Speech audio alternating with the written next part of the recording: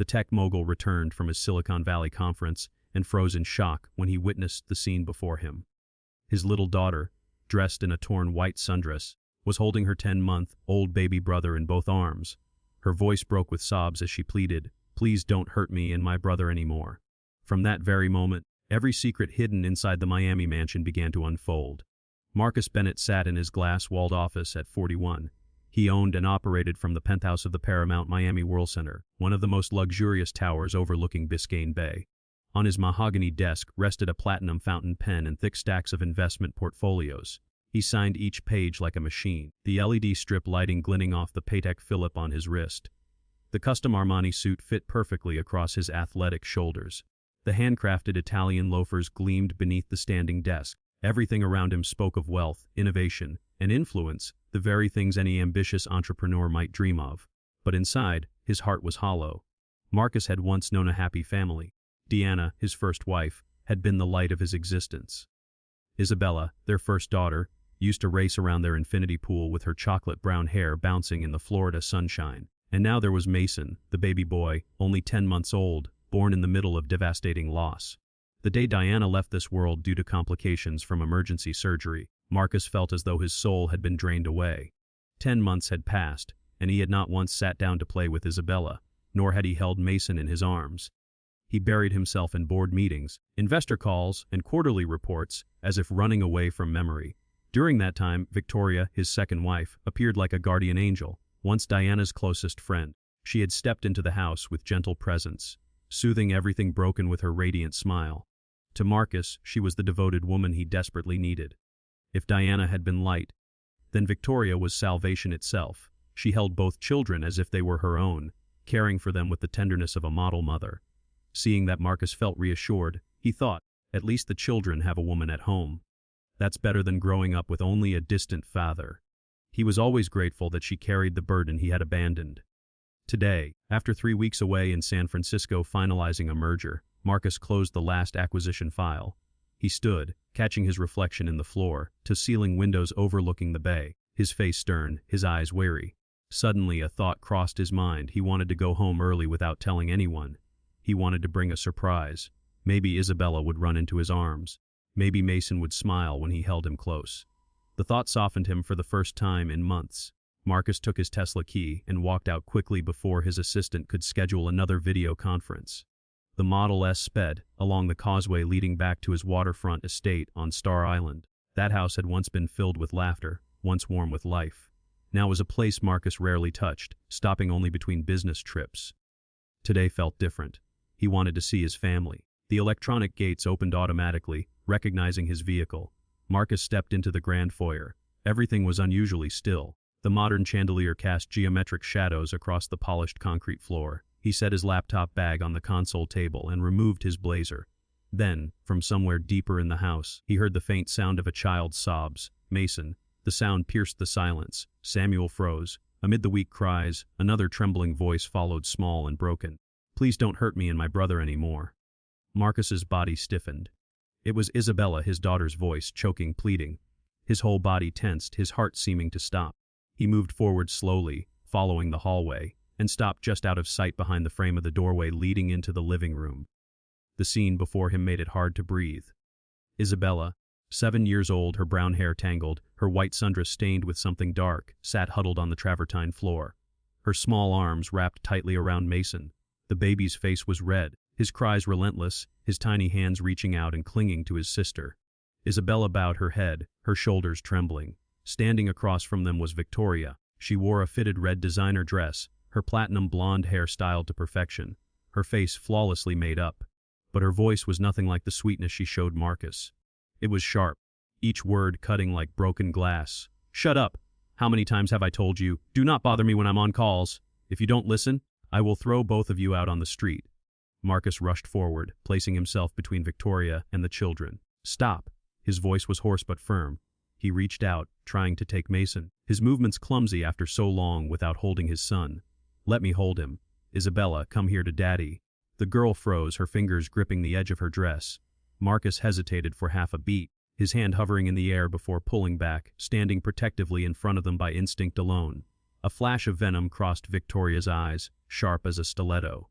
In an instant, it vanished behind a gentle smile. "You're back early!" "I was just teaching the kids some boundaries. They were being too wild during my Zoom meeting." She stepped closer, placing a manicured hand on the sleeve of Marcus's jacket.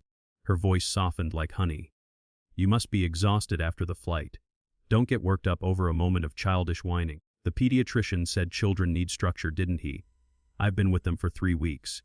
I understand their behavior patterns better." Marcus held Mason tightly, his throat burning. He glanced at Isabella, saw the panic in her eyes, then back at Victoria's tender smile. She tilted her head, pressing her lips together as if with concern. "Or maybe you just feel guilty for being away too long, so everything looks worse than it is. Don't burden yourself with self-blame. Children mirror the energy of adults around them." The words slipped out soft as a breeze but sharp as a blade. Marcus lowered his eyes, swallowing hard. He spoke slowly, struggling to keep calm. "I don't want to hear crying like that in this house." Victoria seized the words, twisting them into her justification. "Exactly!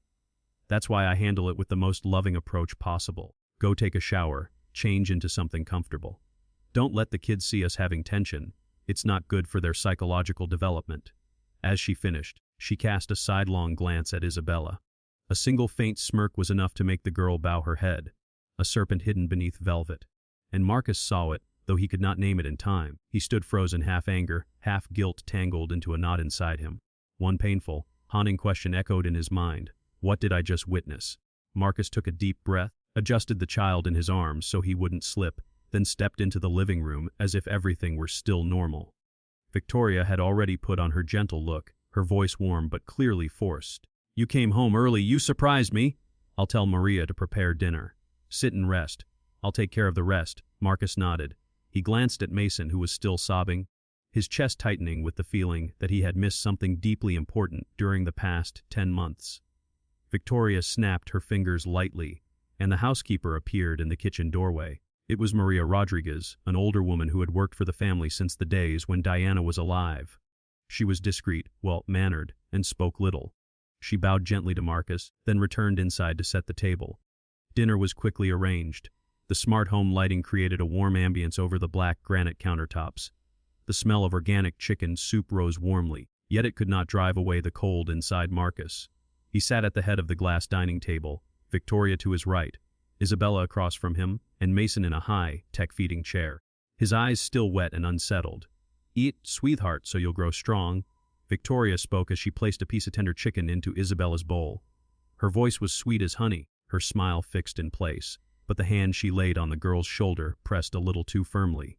Marcus saw Isabella's small shoulders flinch and the spoon in her hand tremble. He leaned slightly forward, observing more carefully. On Isabella's left wrist were faint purple marks, stretched like fading bruises. Marcus's heart pounded, and he heard his own voice rise slow and heavy. "Isabella, has anyone at school been bothering you?" The girl startled. Her eyes flashed with fear before dropping quickly. Her voice was small, barely a whisper. "No, no, father." Victoria let out a soft laugh and turned to Marcus. "Children bump into things when they play in the backyard. I keep reminding her to be more careful around the pool area." Marcus stayed silent, twirling the spoon in his hand. A wave of guilt ran down his spine, knowing that for months he had not been here to notice these little things. Suddenly, Mason kicked his legs, his lips curved downward, and a wail burst out into a long cry. Victoria stood, walked around to pick him up, her hands sliding under his arms but gripping too tightly. The movement was quick but without tenderness, and Mason screamed louder, his face flushed red. "Give him to me." Marcus quickly stood, extending his arms, his voice hoarse and urgent. Victoria glanced at him briefly, then handed the boy over. Marcus awkwardly caught him, his arms stiff like wood after so long without holding his son. Isabella lifted her head, her eyes filled with both surprise and hope.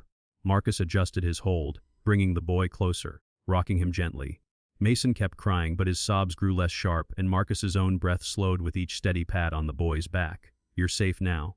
Daddy's here," Marcus whispered.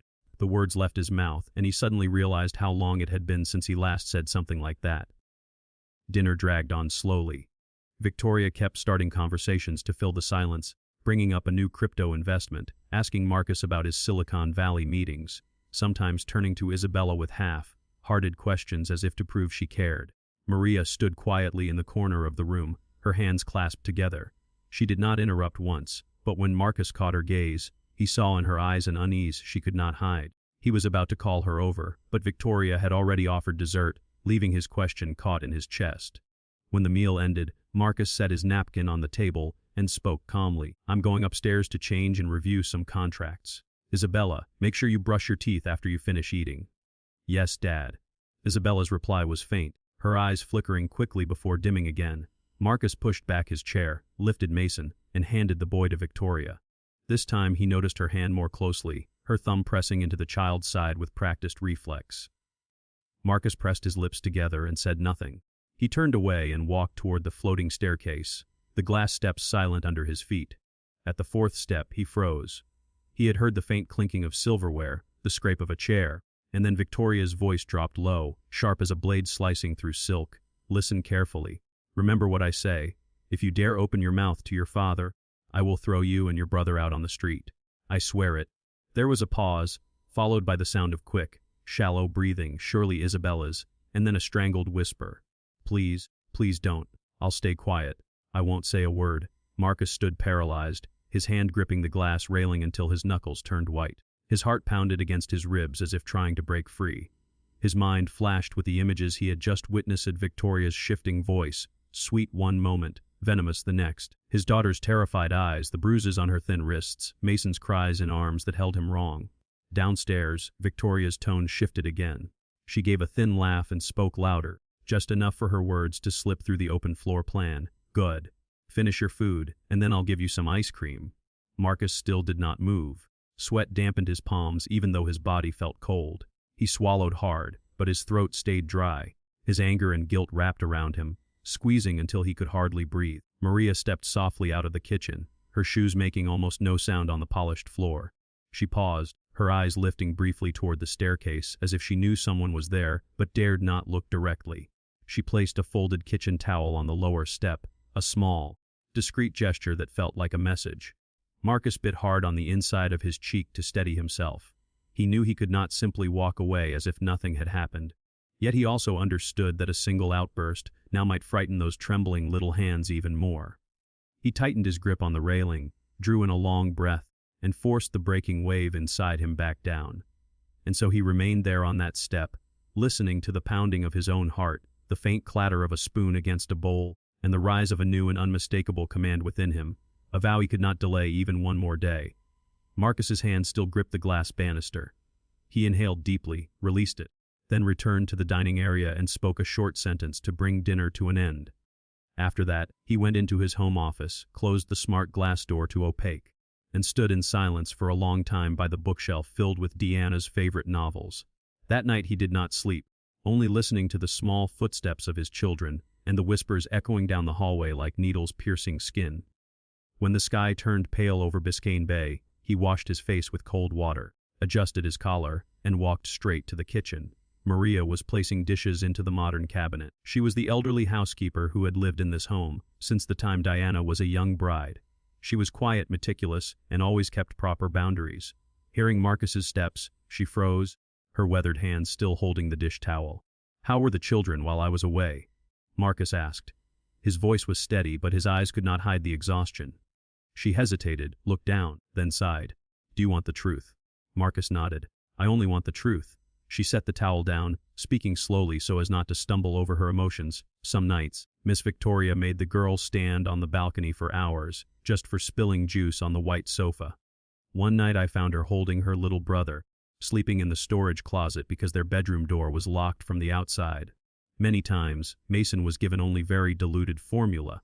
He cried from hunger until he collapsed from exhaustion. I tried to intervene, but she told me I had no right to interfere with her parenting methods. Marcus felt his heart clench. The image of Diana holding a bottle, lifting Isabella onto the breakfast bar, smiling as she sang lullabies came back like a blade cutting through memory. He swallowed, keeping his voice even. "Did you hear her make any threats?" "Yes." Her answer was soft, her eyes still fixed on the towel.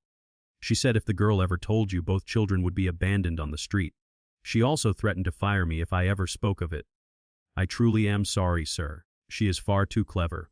Marcus shook his head, resting a hand on the back of the bar stool to keep it from trembling. "It's not your fault.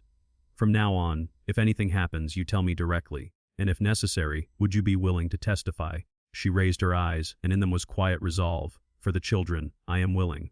That entire day, Marcus moved through the rooms as if inspecting a crime scene. He called his company, postponed every meeting, excusing himself with family emergency. He went into the children's playroom, opened closets to check blankets, examined bottles, and took notes in tight, pressed script. Every small trace was like an accusation. Victoria smiled at him softly, inquiring about his West Coast meetings, but Marcus said little. He told her they would talk later and asked Maria to prepare a light dinner.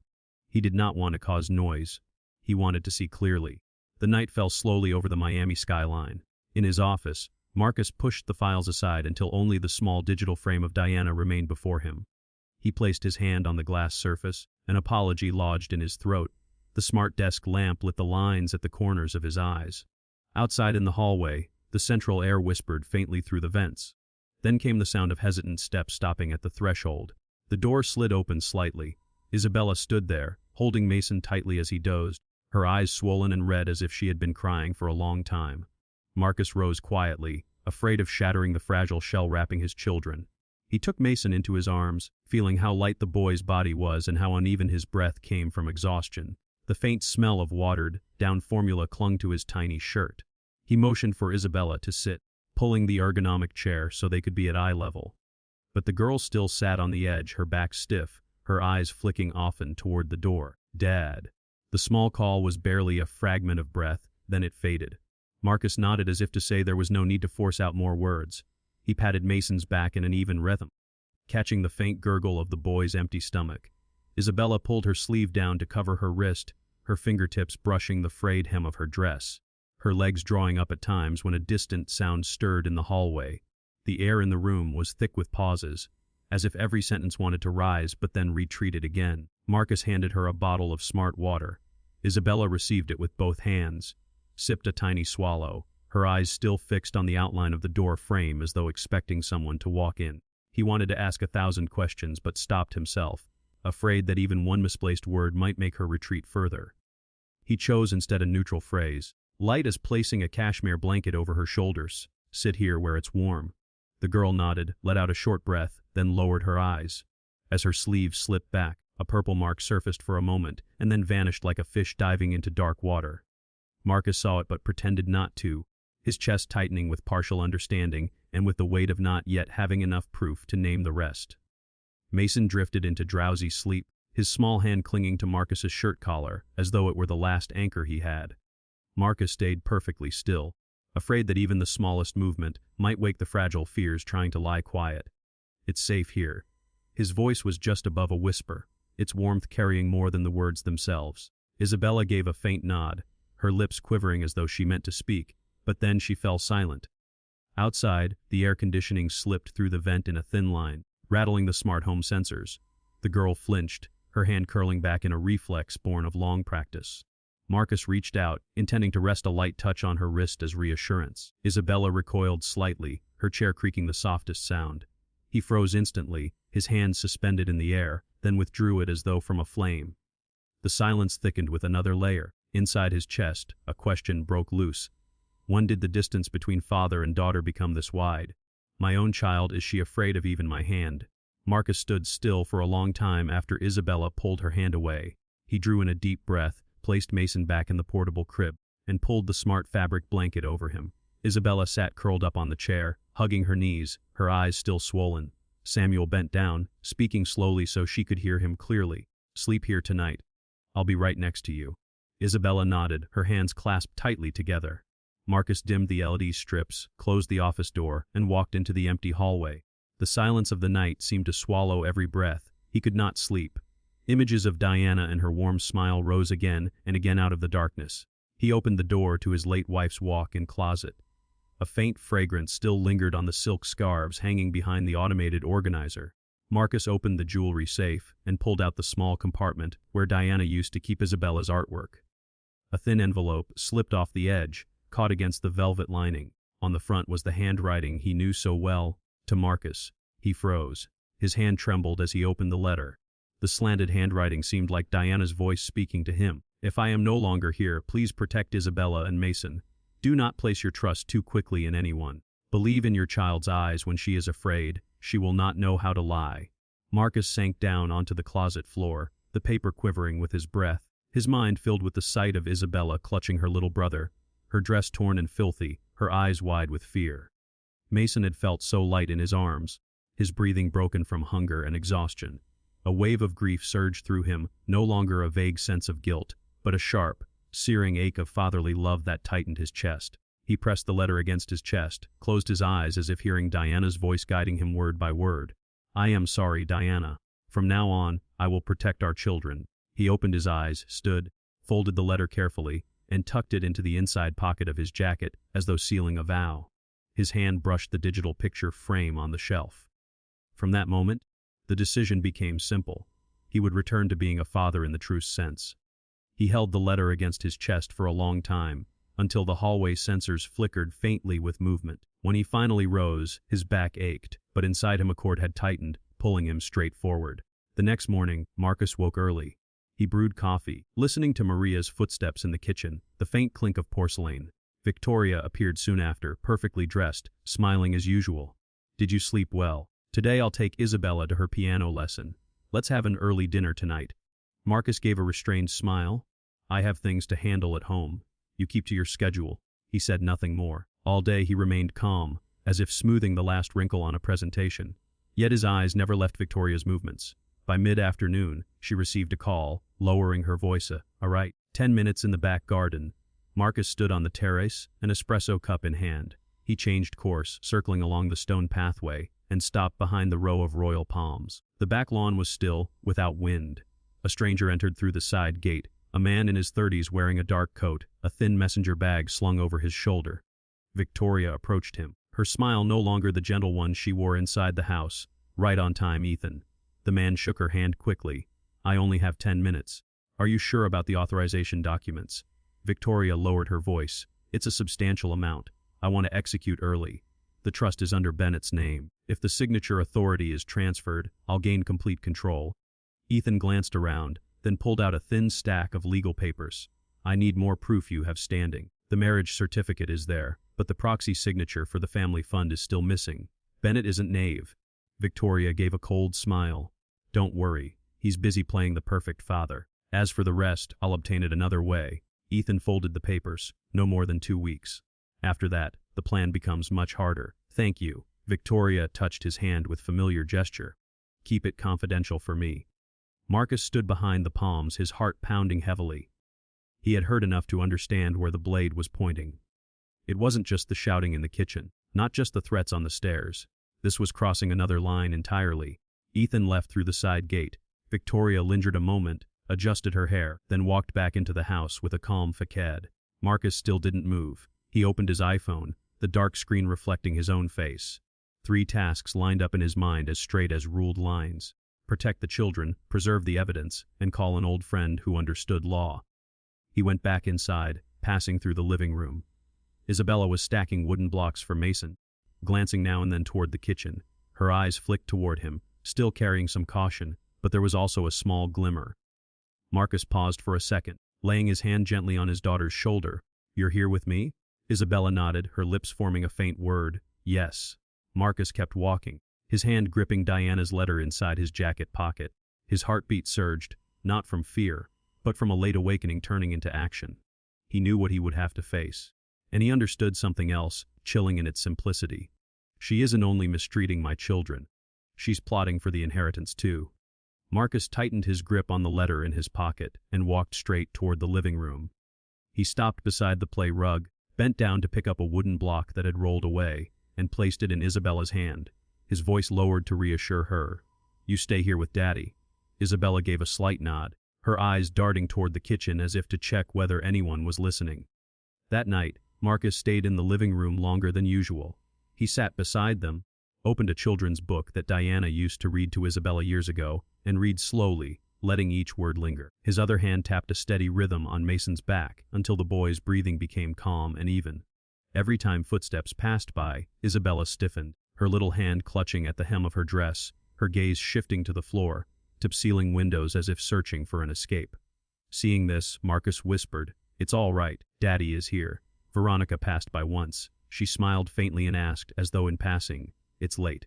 Let me take the children to their room. They have school tomorrow?" Marcus looked up, his tone deliberately calm. "I'll do it." Victoria shrugged and turned away, leaving behind a trace of expensive perfume that could not mask the unease beneath her polished manner. Maria came carrying a warm glass of almond milk. She placed it on the side table by the chair, her eyes glancing at the entrance before meeting Marcus's, as if to remind him not to let the children out of his sight. Marcus thanked her, urged Isabella to take a few sips, then placed Mason in the portable smart crib, pulling it close beside his chair. He finished the page of the story in a steady, low voice. When the smart home clock chimed late, Marcus carried Mason and guided Isabella toward the children's bedroom. The door stood ajar, the room tidy but cold. He straightened the organic cotton blankets, laid the boy in the crib, pulled a small chair close for Isabella to sit beside the bed, and spoke slowly. "Daddy is right here. Go to sleep." Isabella nodded, but before closing her eyes, she still glanced toward the hallway as if waiting for some sound. Marcus dimmed the smart lighting, stood at the doorway a while longer, then returned to his office, deciding to move his chair closer to the door, so that with one glance he could still see the faint light spilling from the children's room. Near midnight, Marcus lifted his head from the stack of contracts when he heard a faint metallic click at the end of the hallway. He rose quickly, following the sound, his heartbeat racing before he could steady himself. Someone had turned off the hallway sensors, leaving the space blurred in shadow. Marcus activated the lights with his phone, and the sudden brightness made him squint. In front of the children's room, Isabella was sitting hunched on the floor, clutching Mason tightly. The baby was hastily wrapped in a thin receiving blanket. Her eyes were red, her cheek pressed against her brother's forehead to keep him warm. The electronic lock on the outside of the door had just clicked open, and Marcus understood at once. "Who left you out here?" Marcus asked, his voice hoarse with anger, though he managed to restrain it. She locked the room?" Isabella whispered, each word catching in her throat as her arms tightened protectively around her brother. Marcus knelt, gathered them both, holding Mason firmly against his chest, while lifting Isabella up with his other arms. "Come with Daddy." He carried the children back to his master suite, pushed the door until it met the frame, and locked it softly, moving slowly so as not to startle them. Marcus laid Mason in the middle of the king-size bed, propped soft pillows around him, and pulled the duvet to his chest. He slid a chair close for Isabella beside the edge of the bed, then poured the rest of the warm almond milk into a small cup. "Drink a little before you sleep. You're already tired." Isabella clutched the cup with both hands, her lips pressed tight to hold back a sob, her eyes fixed on her father's mouth, as if waiting for a clear promise. Marcus sat down on the edge of the bed, his hand resting on the blanket covering his daughter's legs. He did not touch her skin for fear she might flinch, but he left the warmth of his hand there like an invisible thread connecting them. "I'm here tonight. You'll sleep in my room." In the softened glow of the bedside lamp, Isabella looked up, her gaze lingering on the face of the man who had only appeared in brief flashes over the past 10 months between business trips. Her voice trembled, breaking at the end of the sentence. "Dad, are you going to abandon us like my stepmother said?" Marcus froze, his breath caught in his chest. Words so natural before now vanished. For a long moment, he could only pull the little girl closer and hold her against him, his chin resting on the crown of her head, the familiar scent of baby shampoo and child sweetness burning his eyes. He did not know how to answer without sounding late, without sounding false. He only repeated the one thing he could be certain of: "I'm here." Isabella gave the faintest nod, her small hand gripping the hem of his shirt like holding onto a piece of driftwood. Mason stirred, let out a faint murmur, and drifted back into sleep. Marcus stayed still, listening to the breaths of the two children blending together, his own heartbeat slowing and heavy, like a silent promise being signed again in the dark. From the hallway came the sound of footsteps stopping right outside the bedroom door. Marcus tensed instinctively, his arm tightening protectively around Isabella's shoulders. Through the crack in the door came Victoria's voice, smooth as silk yet cold as thin steel. "I think we need to talk, Marcus." Marcus gently squeezed Isabella's shoulder to reassure her, then sat her down on the bed and pulled the blanket up for Mason. He stood, opened the door just enough for Victoria to see him. "The kids are asleep.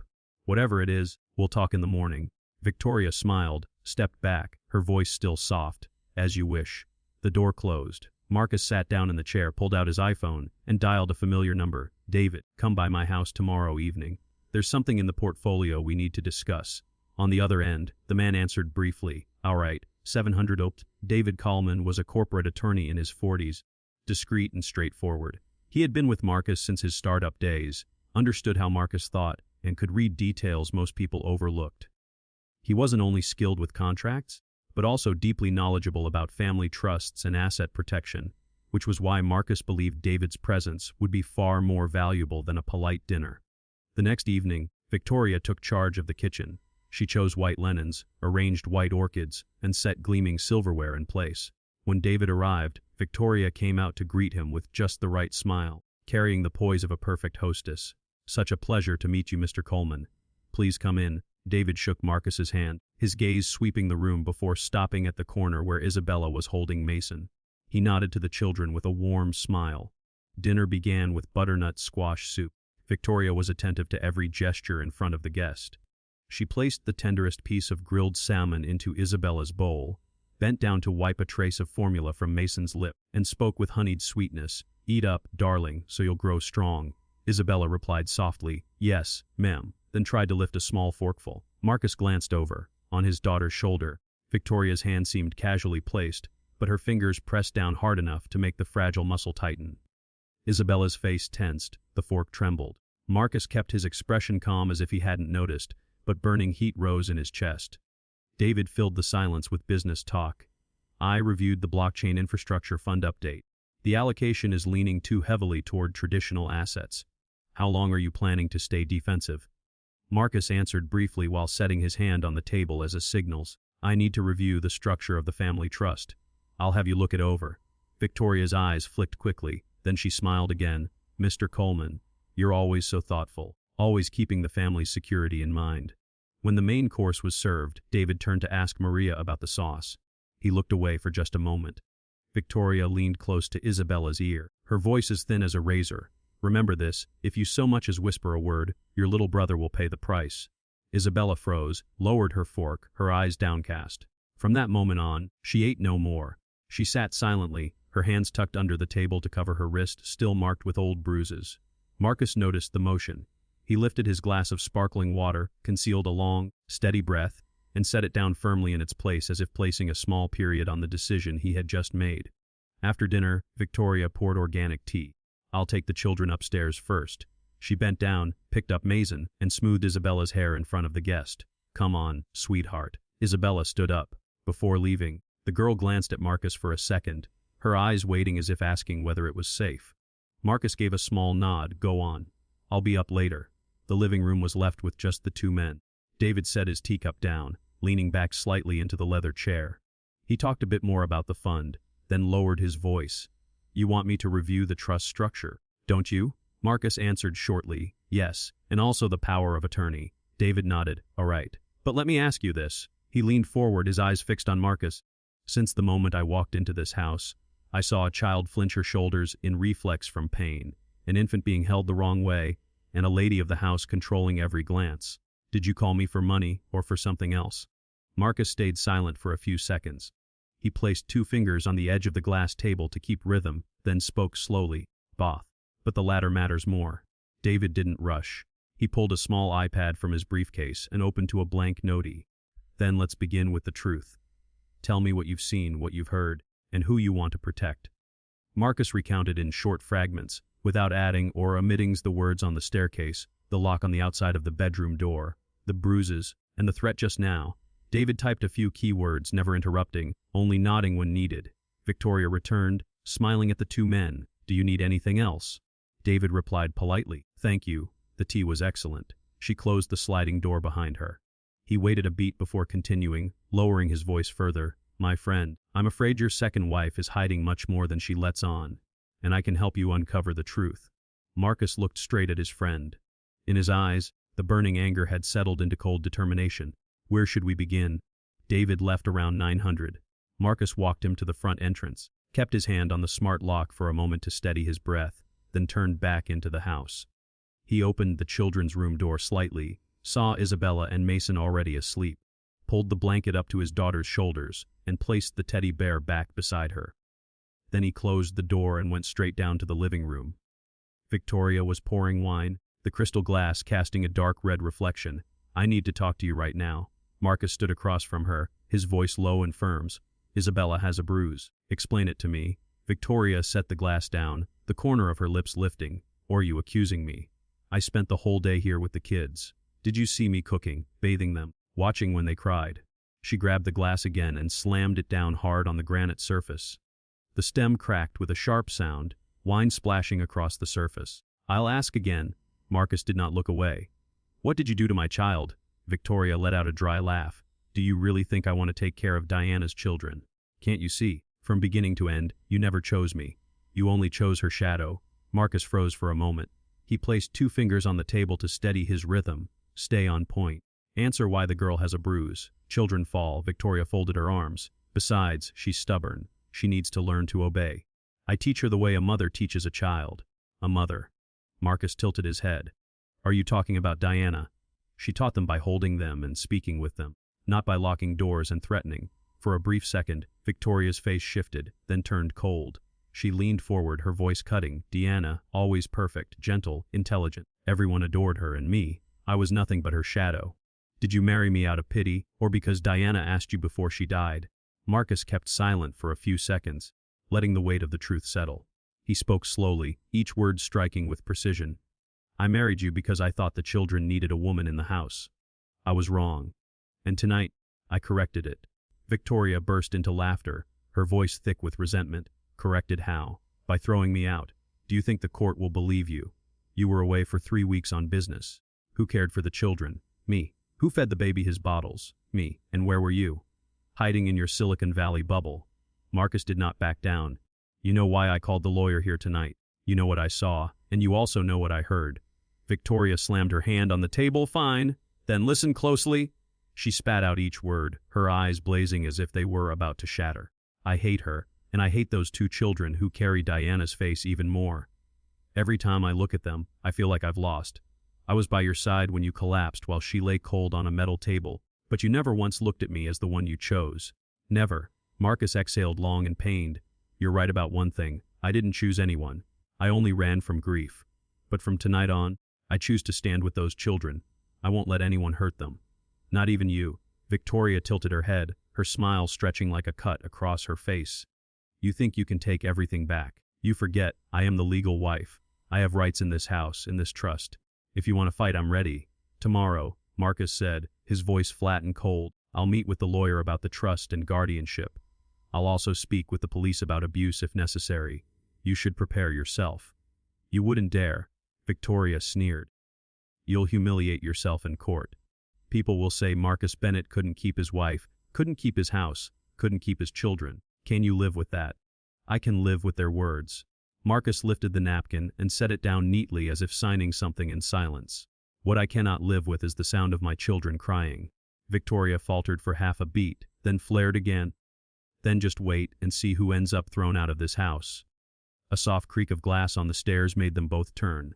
On the floating staircase, Isabella stood pressed against the railing, clutching her teddy bear, her face pale, her eyes wide. The small hand slid across the bear's fur, and the toy nearly tumbled down the steps. Isabella bent to grab it, her hands trembling so badly that even when she hugged it tight, it still slipped.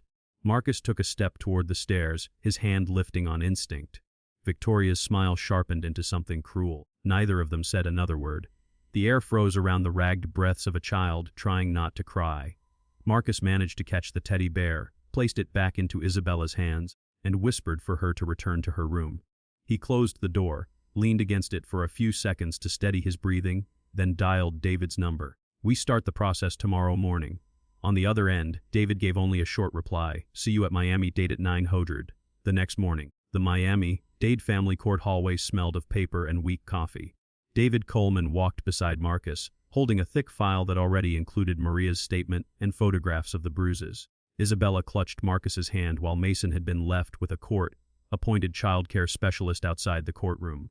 Victoria arrived with a man in a navy blue suit, her attorney, named Robert Kane. She wore light makeup, held a tissue, and her eyes glistened just enough in the right places. Case No. 47B, the clerk called out, Bennett petitioning for emergency protection for minors. All 4 walked in. Al rise. The bailiff's voice was steady. Judge Elena Martinez sat above them. She was about 50 with intelligent eyes, a woman who spoke little but observed much. David began, Your Honor, we request an emergency protection order and restrictions on contact for the respondent Victoria Hayes Bennett, on the basis of emotional abuse and neglect. We have the housekeeper's testimony, photographs of injuries, and a letter from the plaintiff's late wife as context.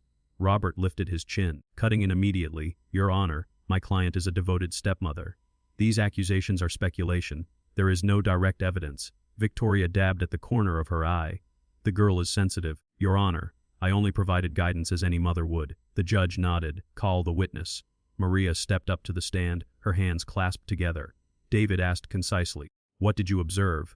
I saw the girl repeatedly forced to stand outside on the balcony. One night she had to sleep in the storage room with her brother, because her bedroom door was locked from the outside. The boy was often given only watered-down formula. I heard Mrs. Victoria threaten to abandon them if the girl told her father. David asked, you are certain it was the respondent's voice? Yes, I was 2 meters away. Robert approached, his tone flat. How old are you? 62. Could your memory have been mistaken in a dimly lit hallway? No, her answer was short. I worked in that house for 12 years. I do not mistake her voice. David presented a stack of photographs of bruises on Isabella's left wrist, taken 2 days ago, time-stamped. The judge examined them carefully, tilting her head slightly. Robert quickly countered, children run, they fall. Injuries are normal. The photos don't prove who caused them. Victoria lowered her face, sobbing at just the right rhythm. I did my best. He was gone for weeks on business trips. Everything fell on me. Marcus stood upright, his hands clasped together to steady their trembling. David moved on to the letter. This is a letter Mrs. Diana Bennett left behind. It is not behavioral evidence, but it provides context about the family and her instruction to protect the children. The letter was handed up. The judge read a portion, paused for a few seconds, then set it down. The court acknowledges it. The courtroom was tense like a drawn string. The judge glanced from one side to the other. The court requires more direct evidence. Can the child speak? David looked at Marcus as if asking for permission. Marcus leaned down, whispering to Isabella. You don't have to say anything if you're afraid. I'm right here. Isabella looked at the high chair where the judge sat, then at her father's open hand waiting for her. She took a short breath. I want to speak. Isabella stepped up to the witness stand, her small shoes tapping softly against the wooden step. The clerk asked her name and age. Isabella answered in a small voice. My name is Isabella Bennett, 7 years old. The judge nodded slightly, lowering her tone. You only need to tell the truth. Isabella looked down at her hands, then raised her head. This time, staring straight ahead, she said, if I told my dad, she would throw me and my brother out onto the street. But I can't stay silent anymore. I don't want my little brother to grow up in fear. Her voice cracked on the last word, but she did not cry. From the bench below, Marcus lifted a hand to cover his eyes, his breath escaping in a short sob. David set his pen down, not writing another word. The room was silent.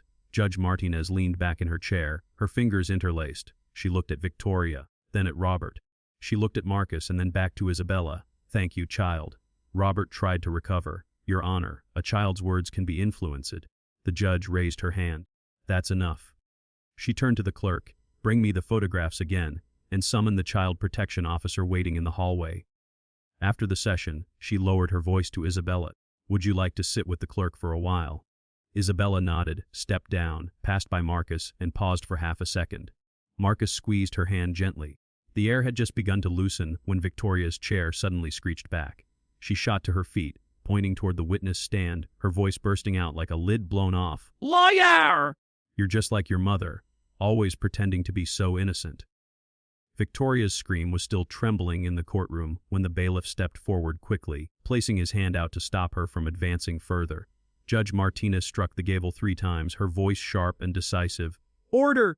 The defendant will sit down immediately. Victoria let out a harsh laugh, but her shoulders had stiffened. Robert tugged at her sleeve, whispering a few words in an attempt to suppress the fire that had just flared up. David leaned forward to shield Isabella from the sight. Marcus placed the flat of his hand on his daughter's back, calming her with the gentlest touch. The judge glanced over the file once more, then raised her eyes. Based on the testimony, the photographs of injuries, the contextual letter, along with the threatening behavior directed at a minor in this courtroom, the court issues an emergency protective order. The defendant, Victoria Hayes Bennett, is hereby suspended from all custody and visitation rights until a final ruling is made. Temporary custody is granted to the plaintiff, Marcus Bennett. Furthermore, the court refers this case to the district attorney's office for investigation into child abuse and fraudulent conduct concerning the family trust assets. At the clerk's instruction, Carmen Silva, A social worker from the Department of Children and Families entered the room. She was about 35 years old, her voice steady, a professional who had handled many similar cases before. She bowed to the judge, then turned to Marcus. "I will coordinate to ensure safety starting immediately." Isabella clung even tighter to Marcus's hand. He nodded, his eyes moist. The judge paused briefly, fixing her gaze directly on Victoria. The court also notes the defendant's insulting and threatening behavior toward a child inside this courtroom. The defendant is held in contempt of court and remanded to custody for 24 hours. Victoria's eyes bulged. Robert leaned closer, lowering his voice in a desperate plea, but the bailiff had already motioned for her to follow procedure. The gavel fell one final time. "This temporary hearing is adjourned." Marcus bent down and held Isabella tightly. The little girl buried her face against his shoulder, the stuffed bear wedged between her small arms. He wrapped another arm around Mason when Carmen brought the boy closer, as if afraid that even the smallest gap might let the cold wind seep in. Tears poured down his face before he could wipe them away. David placed a hand on his friend's shoulder, silent. Outside the courthouse, the hallway exploded with the sound of camera shutters and urgent questions. A young reporter from Local 10 News, Jessica Torres, held out her microphone. "Mr. Bennett, do you have anything you'd like to say to the public?" David stepped half a pace forward, raising his arm to shield them. "Make way, please. We are protecting the children's privacy." Marcus only bowed his head, pressing Isabella and Mason close against his chest, carrying all three of them through the flood of lights as though walking through a heavy rain. Behind them, Victoria was led out through a different passage. But when she saw Marcus, she jerked violently, her voice hissing through clenched teeth. "You took everything from me!" "But remember this, Marcus, one day you'll pay for it." Marcus stopped for half a beat. He didn't answer. He pulled Isabella closer, one hand steadying Mason's back, his head bent slightly as if shielding them beneath an invisible umbrella. The gesture itself spoke louder than any words. "No one will ever touch them again." David leaned close to Marcus's ear and whispered, "Go home right away. I'll continue working with the prosecutor and DCF. There will be patrol cars around your house tonight." Carmen nodded. "I'll come by to check the home environment, mostly so Isabella can see that the adults are standing on her side." As they walked to the Tesla Model X, Jessica called out one last time, but her voice softened into a blessing. "Good luck to the three of you."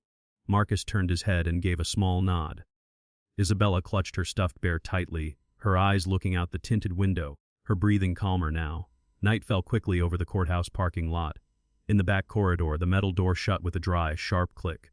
Victoria sat inside a small holding cell, the fluorescent light glaring down on a face drained pale with rage.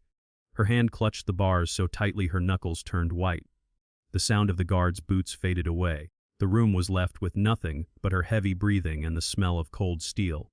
She lifted her head, staring into the darkness between the bars, whispering to herself as if swallowing the bitterness of her defeat, "Deanna, in the end, you still won.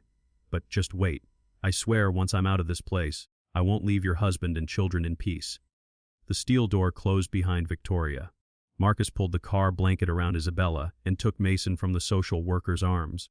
He signed the transfer papers with Carmen, listening as she gave a few reminders about home visits and the children's therapy schedule. Marcus nodded, said thank you, then carried Mason to the car, gripping Isabella's hand as if the wind could sweep her away. That night he mixed the formula, told stories, and soothed the children to sleep. The next morning he called David to begin the long legal process. Life carried on like that, one day after another, built on small but steady acts. 2 years later, the sky looked clearer. Isabella had grown taller, her hair in a ponytail, her hand guiding Mason as he toddled along the brick path in the backyard garden. A small wooden sign hung on the fence, painted in white letters say, "Mama Deanna's Garden." Tomato plants stretched up in green rows, crowned with yellow blossoms. Isabella bent down to show her brother how to rest his hand on the stem without breaking it, her voice bright with excitement. "Daddy, look at this! Mason and I are growing tomatoes for you." Marcus sat back in the teak chair, resting his iPad on his lap. He watched the children, saw in Isabella the shape of an older sister who knew she was loved and was learning how to love in return. Mason stumbled forward, his tiny shoes smeared with soil, his face lifted in a wide smile. Marcus's lips curved into a gentle grin. Deep inside, he whispered a line meant only for the one no longer there. "Deanna, I did it. I kept my promise." Carmen Silva appeared at the back gate, a folder in her hand. She was still assigned to the family's case, though now the visits were only routine. Carmen smiled, waved, and said, "I brought the certificate confirming the therapy program is complete." Isabella is making excellent progress, and Mason is developing normally. Marcus rose to his feet and shook her hand. Thank you for everything. Carmen nodded. Thank you for staying. After Carmen left, Isabella ran over carrying a basket of seedlings. She dropped onto the bench beside Marcus. Daddy, can you help me with the stakes? I didn't tie them tight enough. Marcus held the garden twine, showing her carefully as he explained. Wrap it like this, snug enough to hold, but loose enough for the plant to breathe. Mason lingered nearby, every so often pressing a smooth stone into his father's hand as though it were a gift. Marcus slipped each one into his pocket, not missing a single piece. A while later, Isabella set the basket down and leaned her head against her father's shoulder. The scent of sun and soil clung to her hair, the truest perfume he had ever known. Marcus remembered the first hearing when those small shoulders trembled with fear. Now they were steady. He asked softly, "How was school?" Isabella smiled. "Emma asked me to be team captain. I told her about the garden, and she loved the story." Marcus nodded. "Tonight I'll make pasta with the first ripe tomatoes. You'll be my sauce chef." Isabella laughed. "Yes, Daddy." The back door slid open, and Maria carried out a plate of homemade cookies, the aroma clear in the air. She set it down on the outdoor table, her eyes crinkling with joy as she looked at the two children. "Have some milk, kids." She turned to Marcus. "There's an email from Attorney David. He sent the schedule for the final hearing to confirm permanent custody." Marcus took the printout, scanned it quickly, and felt as if a heavy stone had finally settled firmly in place. He said, "This afternoon, after your nap, we'll stop by Uncle David's office, then go out for ice cream." Mason's head shot up at the word. "Ice cream. Ice cream. Strawberry." Isabella chimed in. "I'll choose vanilla for you, Dad, because you said vanilla goes best with Maria's cookies." Marcus looked at the housekeeper, and the three of them burst out laughing. That afternoon they stopped by David's office. The man shook each of their hands, patted Mason's head, and handed Isabella a star-shaped paper clippy. "It's done," he said simply. "The rest is just living well." On the way back, Isabella held the clip like a treasure, occasionally lifting it to the car window so the sunlight could shine through. When they returned to the garden, the day was already fading. Marcus washed his hands and went into the kitchen. Isabella stood beside him, rinsing tomatoes, while Mason counted strands of pasta by laying them one by one on the counter like pieces of a railroad track. Marcus lit the induction stove, stirred garlic in the pan, and every so often glanced at his children, seeing in that picture a steady rhythm of life he once thought he could never reach again. When dinner was ready, Isabella clasped her hands behind her back, cleared her throat like a tiny announcer, and said, "Ladies and gentlemen, the chef proudly presents Bennett family pasta with tomato sauce from Mama Diana's garden." Mason clapped. Marcus laughed heartily. "I invite our two distinguished guests to enjoy the meal." After dinner, Isabella ran around the garden, then suddenly stopped, turned back, and hugged him tightly. "Dad, now we're really a family, aren't we?" Marcus lifted her onto the chair, wrapped his arms around her, and answered firmly, "Yes. And it will always be that way." Mason hugged their legs, trying to squeeze into the family embrace. Marcus gathered both children into his arms and leaned back in the chair. Night fell, but the garden stayed warm with their presence. The shadows of the three overlapped on the grass, forming one solid shape. In the corner, tomato stakes stood upright, the twine holding them just enough without choking, the way Marcus had learned to hold his family together. He looked up at the wooden sign and brushed his fingertips across Diana's name. In that quiet moment, Marcus realized he was no longer afraid of courtrooms, flashing cameras, or empty threats. What he held now was his children's laughter, their peaceful sleep, and the steady heartbeat of a true home. Those things were not loud, but they endured. Isabella yawned and nestled her head against his shoulder. Mason dozed off with a tiny green tomato still in his hand. Marcus carried them both inside, turned off the smart lights one by one, checked the security system, and stopped by the children's room once more. He stood at the doorway, listening to their steady breathing, then stepped back and closed the door with a gentle touch. Outside, the Miami breeze brushed against the fence, carrying the scent of young tomato leaves. Inside, Diana's photograph on the shelf seemed like a quiet blessing of peace. The story closes with the image of a father and his two children in a lush green garden, with a simple yet profound confirmation. When an adult chooses to stop and listen, a child can escape the shadows. That is the simple but powerful message. The wicked will be punished, the good will be rewarded, and justice must be built upon truth, courage, and unconditional love. Marcus was not perfect, but he returned at the right time, stood up to protect Isabella and Mason, and made amends through his actions every single day. We too can do the same for the children around us. What do you think about Isabella's journey from silence to speaking out? Which part touched you the most? The whispered words, "Please don't hurt me and my brother anymore"? Diana's letter? Or the moment Marcus said, "I'm here"? If it were you, what would you do when you noticed even the smallest signal of a child crying for help? Share your thoughts so we can talk together and spread the meaning of this story.